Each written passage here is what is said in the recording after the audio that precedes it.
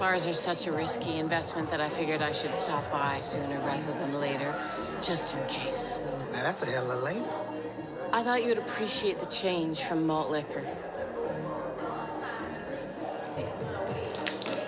Can't forget the homies. I hope you enjoy your night. Your Honor, Season 2, Episode 8. Ladies and gentlemen, what can I say except for just wow. Just wow. This has been just a hell of a ride. One of the best TV shows almost I can say ever done, but we still need some more seasons. I don't understand how they're going to end this with this season because there's so much stuff going on. Story's so good. Hopefully the fanfare will keep it going. I know I'm trying. And all I can say is this episode highly featured an antagonist and character I'm ready to see kick the bucket in a violent manner. And I'm talking about that Gina Baxter. You know, that bitch that's got bite to her. But we can also say that we know that same bitch is the type of bitch that like to burn things down. And it looks like she's got her a new burning bed buddy in Donetta. But we'll break all things down from this episode and get you guys responses in this video. Please subscribe to the channel. I'm Lamont Tyson. Download the podcast. Also check me out on Instagram, Twitter. If you have specific messages and things you want to say that you might want to see in videos, just hit me up on IG. That's the quickest and easiest way to do it, or Twitter. Let's do this by character breakdown, ladies and gentlemen. Let's start with the bitch that got bite, Gina. And we saw Gina in this episode almost run over Big Mo in the very beginning.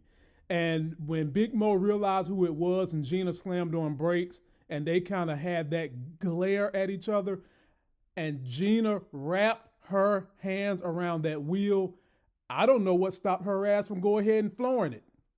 Maybe she wanted to hurt Big Mo in a different way. But when she saw Big Mo getting that gathering going on to that new spot, she was not having it. And I knew that there was going to be a whole lot of twists and turns going on in this episode with Gina. We see Gina goes and meets Donetta, the lady from the support group, and she just basically talked to her about how she lost her son, and in a moment there, made up with her, you know, apologized for being so disrespectful in the group, and got some friendly advice about what the lady would do if someone moved in next door to her that was pushing heroin. That bitch said she burned the place down. And I laugh because I'm thinking, well, that's Gina's style all day. She loves seeing shit burn up. But what I want to know from you guys, do you think an alliance is going to be formed with Donetta and Gina? Do you think that maybe there could be some googly eyes in terms of a relationship liking Donetta from Gina? Let me know what you guys think. Then we get to the scene where Gina actually busts up in Big Mo's spot, comes with the security. And she almost went racist on us when she was talking about the kind of individuals that were going to be at this grand opening for Big Mo's new spot, talking about those type of people and that crowd. But in any event, she comes in there with a high dollar bottle of alcohol and she threw some more racist jokes. Oh, God. She told Big Mo and them the kind of shit they be drinking ain't nothing compared to what she got. It was almost like she said, pass the Cavassier. I was just dying laughing at that part. Big Mo took a sip and tried to disrespect Gina by pouring some of that high dollar stuff out for the dead homies. Wow. And then, you know, they ratcheted up the tension. And that scene where the two were standing nose to nose, that was an iconic scene for females on TV. Because you could just cut the tension with a knife. And when you say the term cat fight, this wasn't going to be the kind of cat fight you thinking. This was going to be a mighty cat fight between a female lion and a female tiger. And you just want to see this hand-to-hand combat go down. But they didn't show it to us, ladies and gentlemen. And I'm sure they're going to save it for the finale of this season. But I can't wait to see how it plays. And then in the end for Gina, after meeting with Donetta Baxter, which I think might be her new love interest, she ends her relationship with Jimmy, basically saying, bruh, I don't need you. What the hell do I have you for? When you did not protect this family, I blame you for getting someone, your son, that bicycle that killed him. I'm done with you. That was the end of us. I said, whoa, maybe she might be the one and not Fia to rat out the Baxter organization. Post your comments on if you think she will go that far. Then let's talk about Eugene. This was a short episode in terms of things dealing with him. The man go from almost being dead in the hospital to now he's in another situation where he's could possibly die. He's in jail, ladies and gentlemen, and he's looking at 30 years to life for his killing of Michael Desiati's son. But at the same time, he's got someone I'm glad they brought back in Lee. Really liked her. I was hoping that maybe somehow her and Michael Desiati could work it out and get back together, but it doesn't look like that's going to happen. And she is a lawyer who is pretty much done. She says, like, I don't care about my law degree anymore.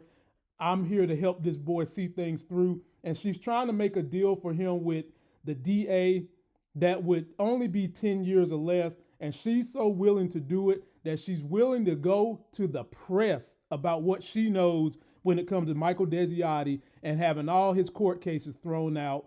I do think she's going to be able to get this 10-year max for Eugene until the very end when Eugene said, hell to the no, we going to trial. So now what is Lee going to do? Is Lee going to come clean about all those things? Is she going to enlist help?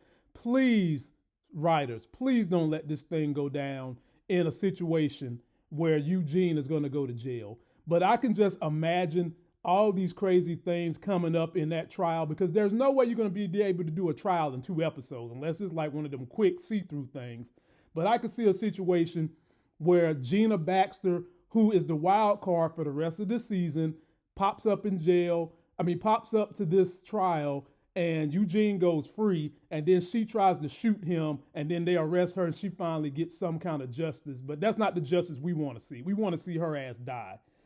Then we get to Michael and Fia. Fia is trying to recover. She's staying with Michael, and she's working on finishing her degree, and Michael's trying to help her, formulate a 5-year plan, telling her that, life still goes on. Even though you have the kid, you can still do this.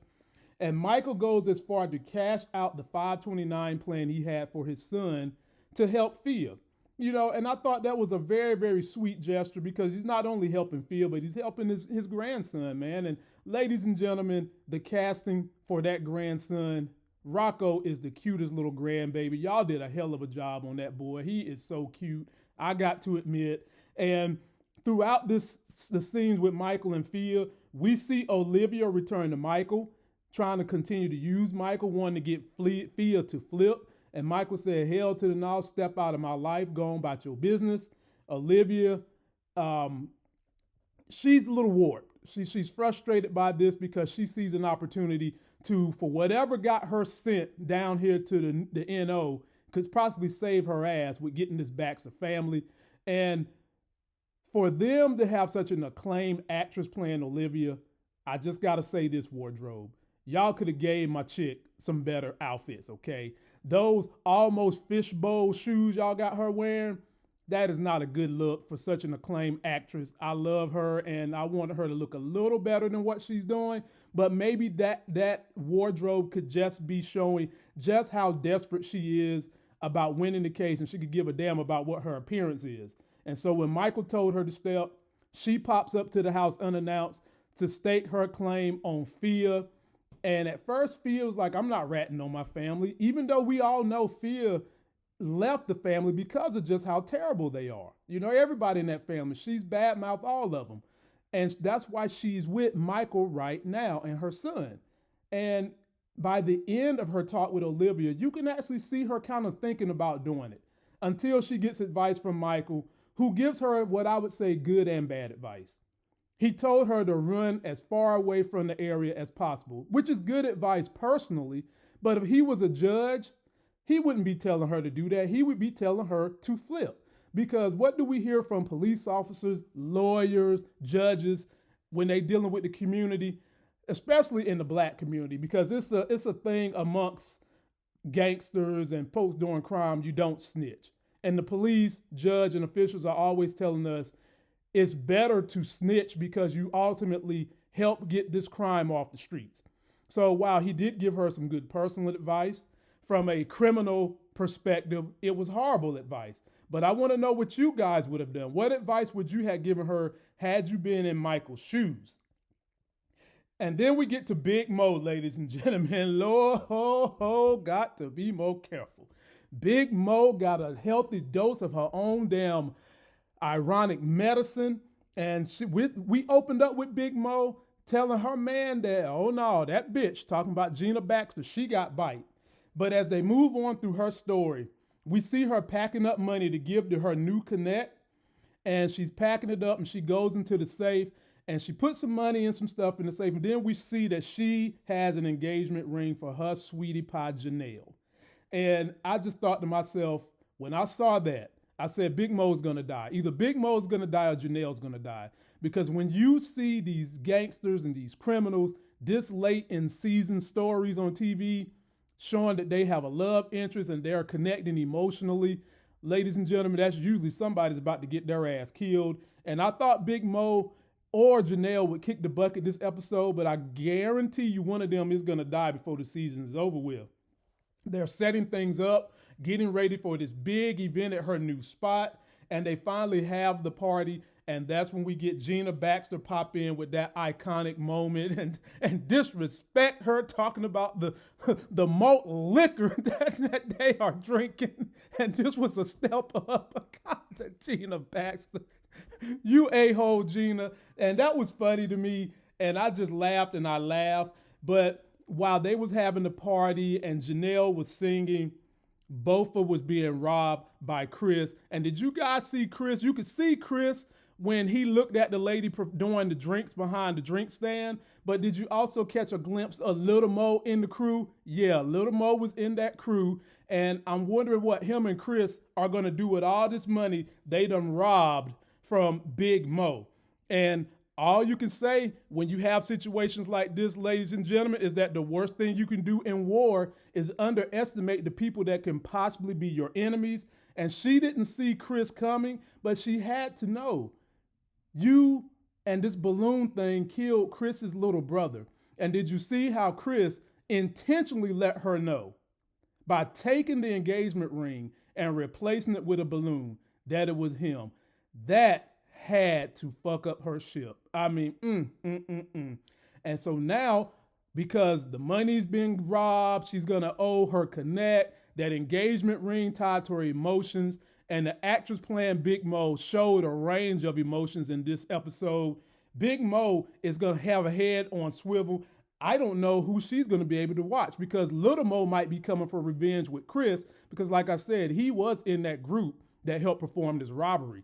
And last but not least, ladies and gentlemen, Jimmy Baxter has been grooming his son, Carlos Baxter, who has been doing an outstanding job of showing that he's ready to be a made man, stepping up the security so that they can see security from remote locations, and dad giving him lessons on how to be a boss, and the boss doesn't wear a tie. I thought that was a great new bonding moment, because all Carlo has wanted was to be tied to his dad and show his dad that he could step up to the plate. And I always felt like for the last couple of episodes, Jimmy has been trying to freeze Gina out of everything. Just kind of freeze her from all things in the family, especially the relationship she had with Carlo. And now the daughter is gone and hasn't come back, and that's made Gina very, very upset. And in the end, I think that Gina devastated Jimmy's world when she said, "Me and you are done." And like I said throughout this video, do you guys think that Gina might be forming a relationship with Donetta? And how is Jimmy gonna react to Gina stepping away? And could Gina be the mole from the Baxter organization?